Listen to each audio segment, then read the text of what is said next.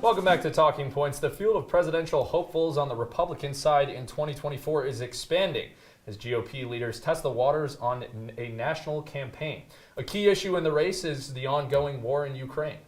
Recently, many of the possible candidates shared their views on the subject with a cable talk show host. Talking Points analyst Luke Radel is here with the story and reaction from the president on the SU Ukrainian Club. Luke?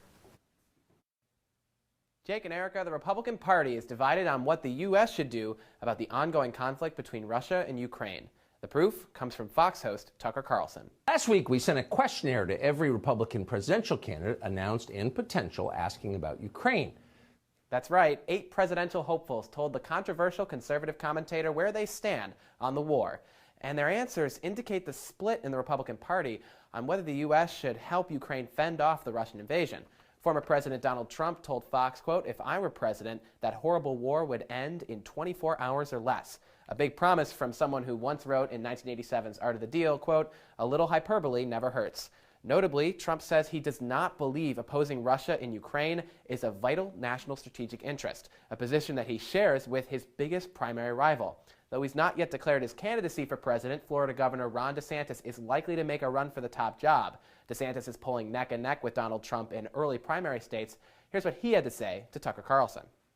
While the U.S. has many vital national interests, DeSantis writes, securing our borders, addressing the crisis of readiness within our military, achieving energy security and independence, and checking the economic, cultural, and military power of the Chinese Communist Party, becoming further entangled in a territorial dispute between Ukraine and Russia is not one of them. Now, this answer sparked a lot of backlash from GOP lawmakers who all had basically the same thing to say. Take a listen. It's not a territorial dispute in the sense that any more than it would be a territorial dispute if the United States decided that it wanted to invade Canada or take over the Bahamas. Just because someone claims something doesn't mean it belongs to them. This is an invasion. DeSantis is completely wrong on this. This is not the time to get weak in the knees on Russia, which is what he's doing. What's going on in Ukraine today is not a territorial dispute. It's a Russian invasion. That last voice was former Vice President Mike Pence, another possible candidate for president, pushing back on DeSantis and echoing what he told Tucker last week about his support for Ukraine. He also said the Republican Party has no place for Putin apologists. I'm joined now by the president of the Ukrainian Club of Syracuse University, Taras Kolopelnik. Taras, thank you so much for being here. Thank you for having me, Luke. So I want to get your reaction to these comments by Florida Governor Ron DeSantis, who's likely going to be a presidential candidate on the Republican side. What is your response to him calling this war in Ukraine a territorial dispute? You know, my first thought is, well, it very well might be in his eyes. That's a valid sentiment for a lot of Americans to have. It's very far away. They don't understand the context oftentimes of it.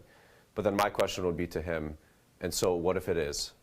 Are we okay with having the largest scale conflict since World War II in Europe, whether it's a territorial dispute or not? Are we okay with that happening on the European continent with missiles landing within kilometers of NATO territory, with the risk of this war, the longer it's prolonged, spilling over into other nations? That would be my response to Governor Ron DeSantis on that.